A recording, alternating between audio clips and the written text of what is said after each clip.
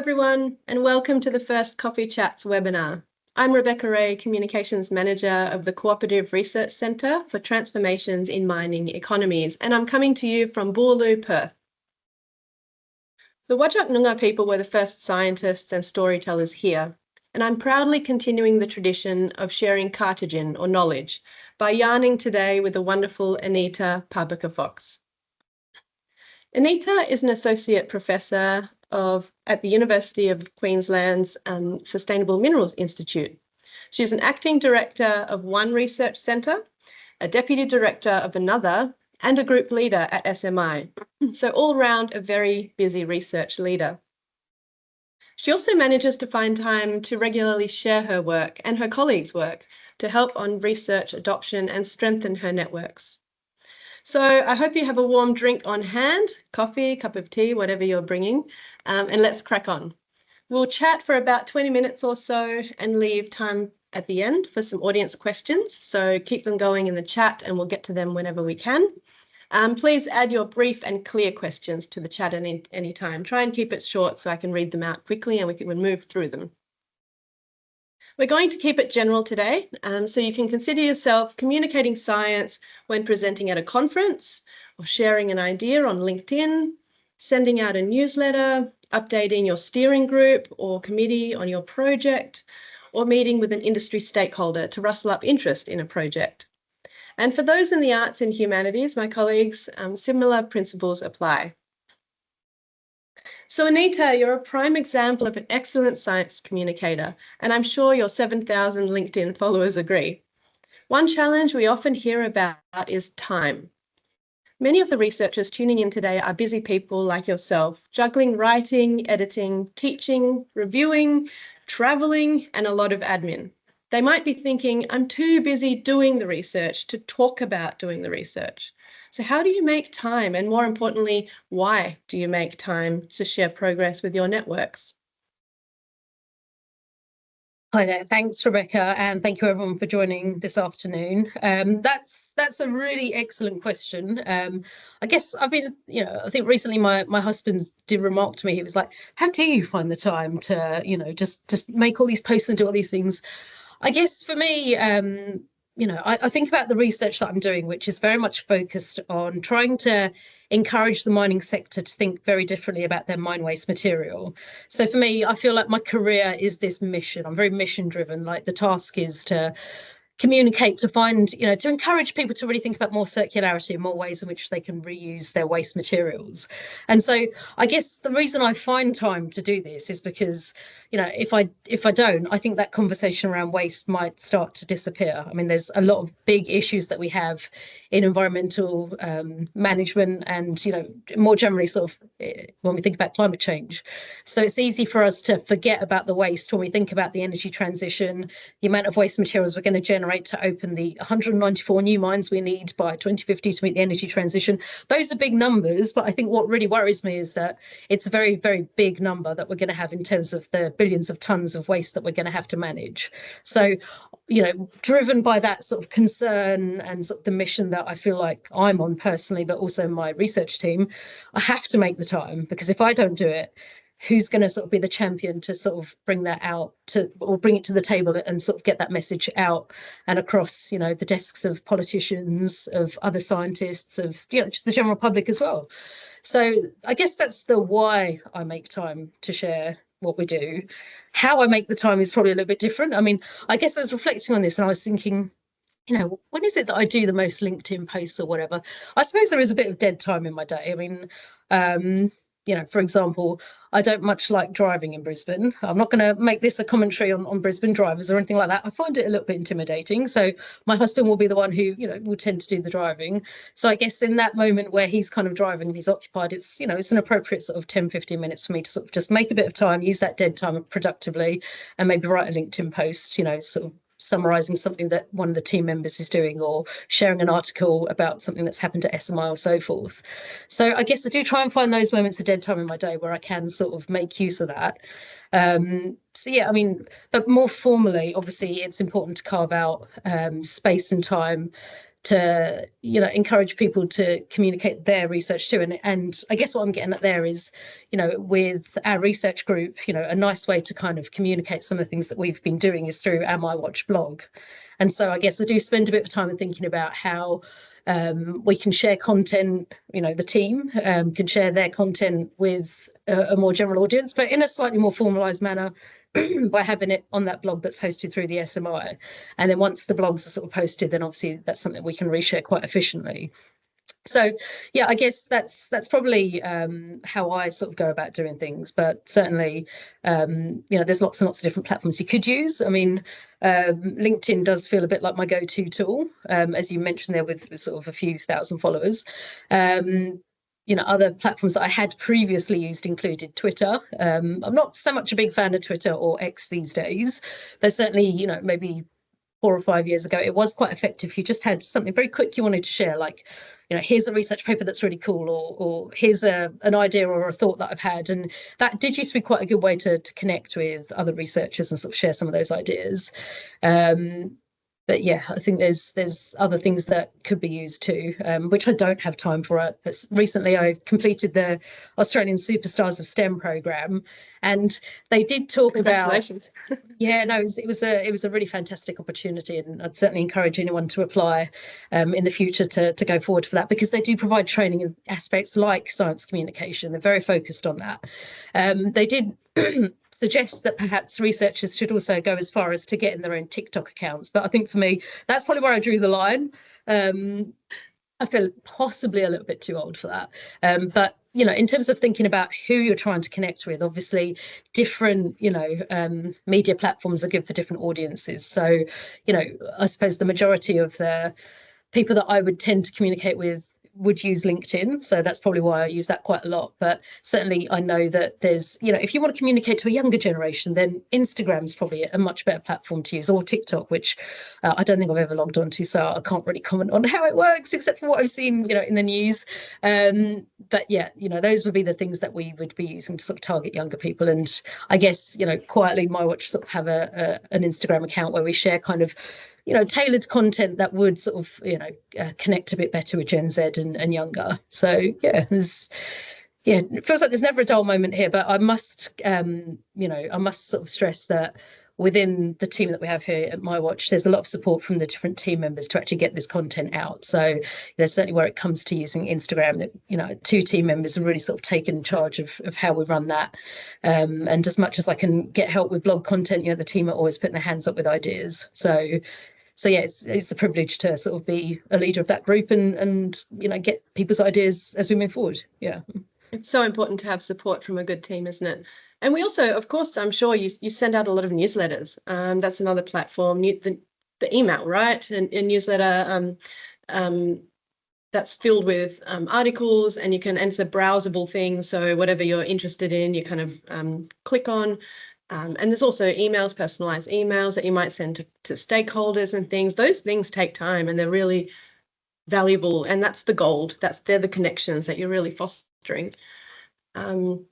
With continuing on with LinkedIn, are you able to share some of the tangible benefits you've seen with being active on LinkedIn, both professionally and personally? So maybe you've had new collaborations or different kinds of funding, or you've met new people. How are you finding the benefits of LinkedIn? Yeah, I mean, I've always been a fan of LinkedIn, I have to say, and actually it was LinkedIn that got me this job, which I think is quite a neat thing. Oh, so really? I was taking a step out of UTAS, where I used to work. Certainly, I'd had a great career there, but it was obviously professionally time to move on. And I was considering moving to WA to join a consultancy there, and I'd posted about it on LinkedIn. I guess people had sort of were speculating about what my next move was, where I was going to go. So I kind of wanted to just share it with people so they heard it from the horse's mouth, so to speak. And my current boss, Rick Valenta, he noticed this post, and so it was the start of a conversation there to sort of see if I'd be interested to come and work at SMI. So in that really was a pivotal moment in my career. Like I joined SMI, and I've had opportunities here that I definitely wouldn't have had if I'd have moved out west and joined that consultancy. So I suppose lots of things can come from a post, in terms of who's reading it, the opportunities it can open up for you personally and professionally. So for me, that really has changed the course of my life. And probably that sounds very dramatic, but I certainly, I think about the wonderful opportunities I've had here at SMI, and the collaborations that grew from that. So if I hadn't come to Brisbane, I wouldn't have met Helen Dejeling and joined, the team here at the BRC and started the Mine Waste program that we've run across the country. We wouldn't have done that. So it's really changed the course of my life, LinkedIn, in that way. So thank you very much, creator of LinkedIn. But in terms of other things that it's really helped, where we've had lots of project growth quite rapidly, by being able to post the sort of work that we've been doing sort of as we've been boots on ground, has kind of helped early career researchers reach out to us and sort of express their interest in our team, and has sort of really helped us grow the team and sort of attract new talent into my watch and the BRC, and grow what we're doing here. So it's been very useful, in terms of also that recruitment drive and growing new talent and finding like-minded people. So it's certainly been a very useful tool for me. I hope that other people have had similar experiences and are starting to sort of feel comfortable with the benefits it can bring. Yeah, and all it takes is really the right person to see the right thing, I think. So sometimes it's a matter of you saying, I have this idea, I'll be looking into it this year. And then it has the right person pings you and says, I've been thinking about that too. Why don't we collaborate? Or perhaps it's a potential funder who says, that's a challenge that I find. Let's work together to try and meet it and meet the challenge. So it's a little bit of luck, but you have to set the scene for the luck. You have to set the foundations and allow that to grow so that you have enough people listening. Otherwise, if you're speaking to an empty room, I mean, you won't have the right listener. That's exactly true. I think, in terms of reaching the mining community and helping to convey that, this is the work we've been doing on Mine Waste. This is why it's important. People read those posts, and I guess when the right opportunity comes up, they're kind of like, who was that? Who's that woman who kept posting? Oh, Anita, yeah, I'll get in touch with her. And I have had a few sort of people reach out in that way, and that's helped to kind of, grow projects in new areas. So, and that's, I guess it's, the benefits are quite tangible, actually. I suppose you can quantify them, but certainly it just puts it in people's minds that you are the group who are doing this, and when the right time comes, the email is sent, and good things can happen. Yeah, it's all about timing as well. And on that, please don't forget to add in your questions. I'm sure there are researchers online who, they've wanted to start a LinkedIn, or they've started the LinkedIn because, it starts itself off often. And they don't know how to post first. They're not quite sure how far to go with sharing their research as it's happening. And I'd like to ask you a question on that. So please add in your question in the chat, and we'll get to it in a few minutes. And so, yes, on the topic of works in progress. So as well as the challenge of time, I've also heard from researchers that they're quite reticent about sharing research in progress. And, if you've ever tried to wrestle a draft out of a researcher's hands, you'll know that's, yes. Yep, that's how it works. They don't want to share an incomplete idea before a project or publication is officially done. And there are a lot of reasons for that. One of the benefits, though, of science communication and research communication is demystifying the research process. I'm a strong believer in showing the public how it's actually done, because a lot of, the taxes go towards it, a lot of funding goes towards research, and people can be afraid of what it is if they don't know what it is. So the demystifying is an important thing. Things like trial sites and lab work, and how does it actually happen, and the stakeholder engagement and the travel. So let's focus in on sharing work in progress with industry and end users in particular. How do you feel about being vulnerable? So the vulnerability that comes with the incompleteness. And what sorts of mistakes have you made in the past that you wish you'd known about earlier in that respect? Yeah, that's a good question, Rebecca. I guess you know, when it comes to the sort of work we've been doing, I feel like we're probably in a bit of a special camp here because we've had the privilege of, going out to visit these mine sites and look at these, I know they're waste, but there is a beauty in that waste, and go to these really challenging landscapes and take lots of photos and share those with people. So I guess with us and the work we've been doing, it's been quite easy to sort of bring people on along on the journey and sort of share with them the process as well, because we need to share with them the images of the sites and things like that to really reel them in and sort of get people to start understanding what these environments are like and why they're so important in terms of their management, but also in terms of thinking about the opportunities for valorization. So in some ways it's been quite easy to share the steps in the journey. So we've been quite keen every time we've been to a site to write a blog post to get people to understand where we've been, and also to get them interested in when we get to the end and we write the report, because sometimes with delivering a report or a paper, it can feel if where's the excitement that you've generated around that? Like, you're excited by it because you've been working on it for ages, but to deliver it to your peers and the communities, if they don't know that you've been working on it, they're not going to have that sense of excitement of what was the outcome? What did you find? What did you discover? Is there valorization potential? So for us, it's kind of been an important part to sort of keep people informed and on the journey. I feel like because we're working in a slightly new area in the sense of thinking about the critical metal potential of these wastes, it's been important for us to keep up that socializing. So then, as these conversations around critical metals and where are they going to come from, and the growing conversations around improved waste management and circular economy, it's been very important for us to sort of keep people in mind of the different sites and the diversity of these sites. Because what really, sometimes drives me a bit nuts is when people think about mine waste, they think it's just this one type of material, and it's so diverse depending on, which climate you're in, is it waste rock, is it tailings, is it heap leach? All those factors, make it so mineralogically diverse. And for me, as part of that mission that I feel like I'm on, it's, one of the main kind of messages that we have is that the mineralogy is so diverse in all these sites, you have to go and characterize properly. And so if we don't show people that, just the boots on ground diversity of those sites, then they might lose that message. So I think for us, that's been quite important. I think there's other parts of our job that we perhaps wouldn't share. They would be a bit boring if you saw, a blog of me sitting here in my office writing a report, or, everything like that sort of happens. But there are interesting things that happen along the way, though. I mean, some of the images from the automated mineralogy machines, for example, are things that we will share on the Instagram account, because, look at those things. They're like beautiful pieces of art. So in that regard, it's quite good to put out into that forum. So then particularly new students and new talent can kind of look at that and think, wow, that's an amazing image. How can I collect images of my rocks like that? And so I guess it helps inform about mineralogical characterization in a different way. Might not necessarily put that on LinkedIn per se, but it could have a place there too.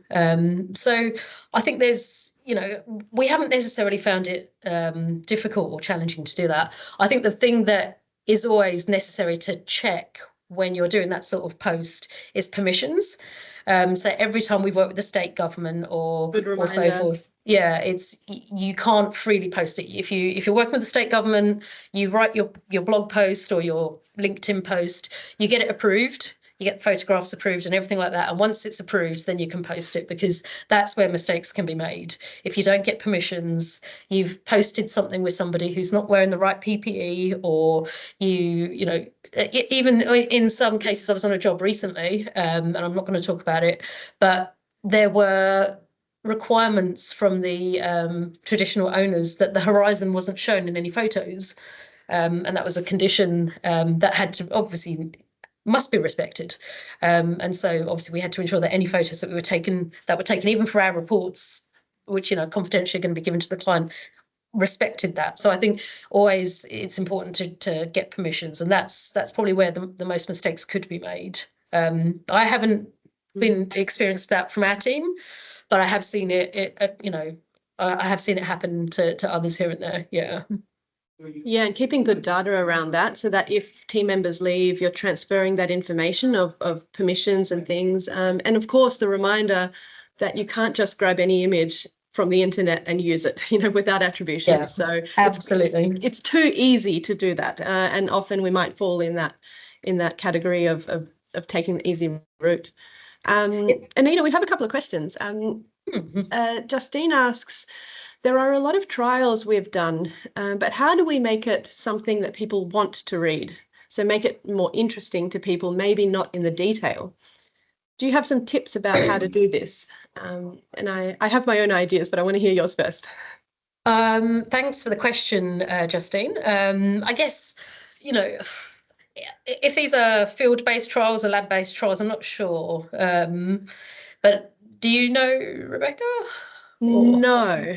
sorry. Perhaps Justine wants to put that in there. Field-based. Field-based. Excellent. Thank you. Excellent. Well, I suppose I think that would be quite an easy thing to share, actually. I mean, you've got these beautiful trials that are happening in the natural environment. So, getting some good photos that sort of that show what you're doing, accompanied with some, high-level text that sort of explain the objective of the study, the problem that you're trying to solve, and tagging the team who are doing that, I think would be quite a nice LinkedIn post to share, obviously with permissions. I think that would be quite a nice piece to share, actually. Yeah. Yeah, and I mean also, so if you have trials that you've done and you know that people aren't interested in the detail, make it easy for them. Write, consider the sort of catchphrase at the beginning, the carrot, coming into for more information, and then you can link out to more detail as well. I mean, we do at CRC Time, we create fact sheets that are shared as well as the final reports. So alongside the final report, there is a couple of pages of a fact sheet of all the findings, and keeping it really short and sharp, because we've heard that people want to read things and, they want to skim read and get what they want, because every sector will be different, every industry member will be different, they'll be wanting different things.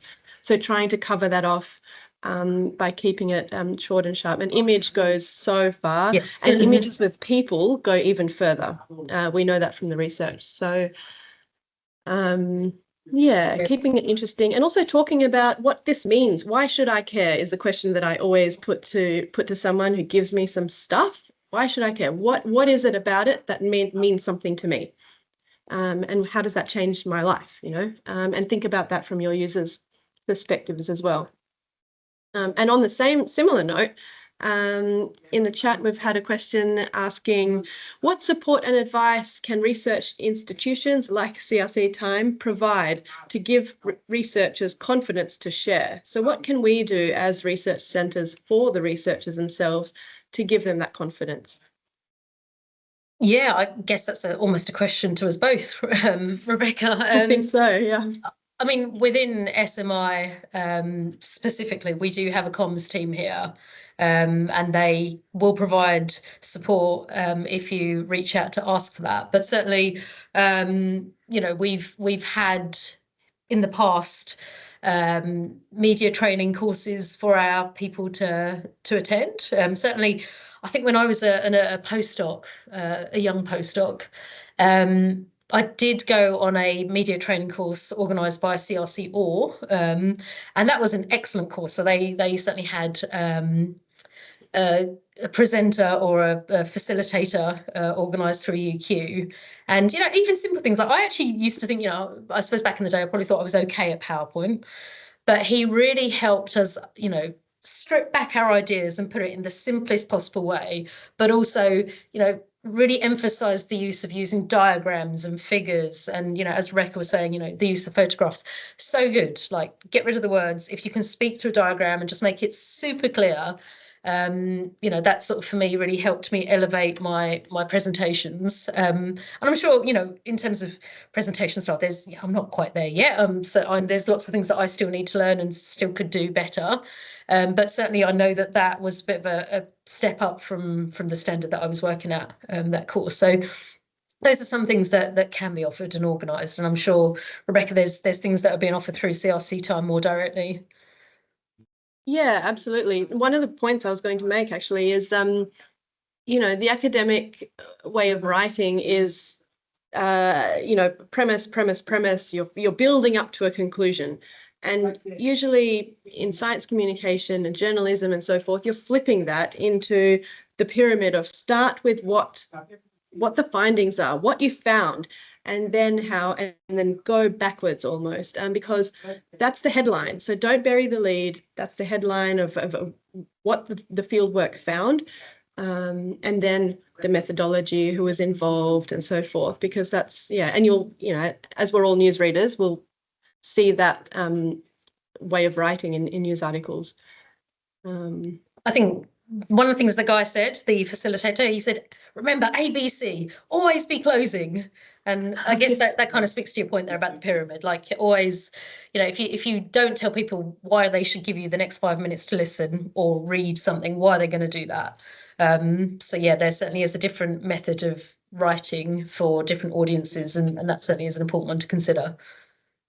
Yeah, that's right. And a few things is you can as a research centre, you can create templates for your researchers so that it's very easy to know what exactly goes where, give examples, give word limits. Everybody likes a good word limit. You need to know when to stop, and things like that. So there's ways to support your people to be the best they can.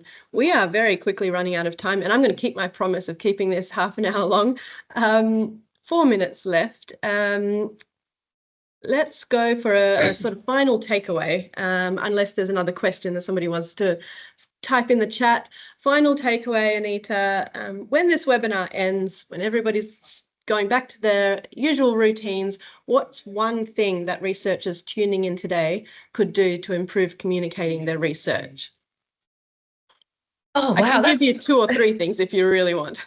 That's a big question to end on. Yeah, that's right. I suppose without knowing the audience intimately, I suppose it's also listening to things that you like take some inspiration from someone that you've seen and think about how you can not replicate that, but sort of follow it. I mean, I sometimes think when I read work from, colleagues or students or review papers, whatever, I can see that sometimes the weakness in writing is because people aren't reading enough. And maybe there's probably something to be said around, if you find somebody whose communication style you like, how can you sort of be influenced by that in a positive way that gives you the confidence to sort of emulate what they're doing. Yeah.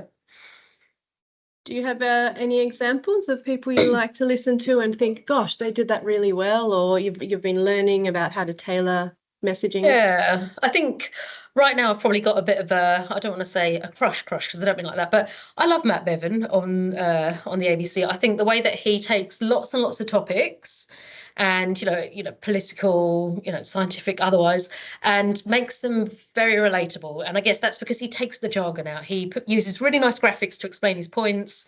He says it in the sort of language that one would use conversationally, so he's not trying to sound all proper and poncy, but he really gets his point across very well. And for me, I think that's a really good method of communication. I did want to say, just taking one step back, if you think about you were talking about ways to sort of bite-sized digest some communications. And one thing that I really liked was from a researcher at JCU. And when she published papers, she would basically do a little video discussion through maybe 1 or 2 minutes just to sort of explain what the paper's about. And she'd have a picture of the abstract in the background. And I thought that was a really neat way to communicate people's research in terms of, giving them that bite size, what's this about? Because, even when you talk to stakeholders and clients, if they don't know quite what your paper's about and they haven't got the time to read the whole thing, and even the executive summary can feel a bit overwhelming, that's a nice way to sort of make sure that is come in your language to their ears. Yeah, that's a great point. And it also brings the human back in, so it's the person who's got the passion, and you can feel that, and that should come through in the video. Yeah. Great point. Maybe that's the takeaway. Consider recording short, sharp videos and bringing it into your pack at the end of the project, considering that as a great way for someone to get that idea quickly and contact you for more information and media opportunities as well. Yeah. Thank you, Anita. It's been quick, but it's been very valuable. Thank you very much. We're quickly running out of time. Thanks for your time, Anita. That's been wonderful. You've got so much experience and you've taken the time to really share that with us. So really appreciate it. Thanks, Rebecca. For those in Queensland, we'll be hosting a Global Coal Transitions Network workshop on 13 and 14 May. I've put the link in the chat in case you'd like to come along or hear more if you're in this field. Thanks everyone for tuning in. You'll also receive the recording in the next few days, so please do share it with someone who needs some science communication tips. And we'll see you at the next coffee webinar as well. Thank you so much. Thanks for the chats. Thanks for the questions too. Enjoy the rest of your day, everybody. Bye.